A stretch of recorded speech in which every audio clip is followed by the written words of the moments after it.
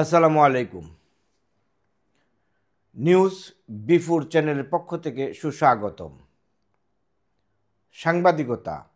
সাংবাদিকতা যখন BNP beat, Awami beat, Jamaat beat বিভক্ত হয়ে পড়ে, তখন তা গণমাধ্যমের জন্য সবচেয়ে ভয়াবহ একটা সংকেত।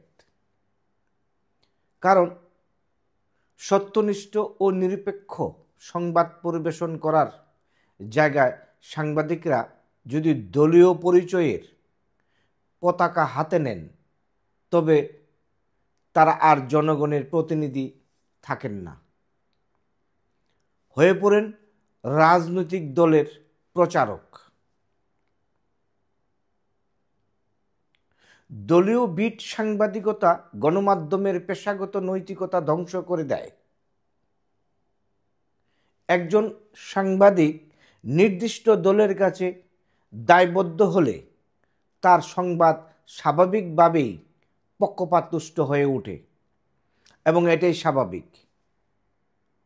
এতে সংবাদপত্র, টেলিভিশন ও অনলাইন মিডিয়ার উপর জনগণের আস্থা দ্রুত কমে যায় এবং যাবে ভবিষ্যতে।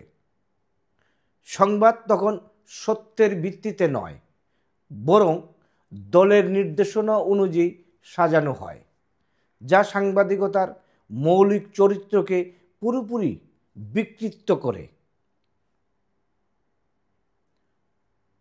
গণমাধ্যম একটি রাষ্ট্রের চতুর্থ স্তম্ভ বলা হয়।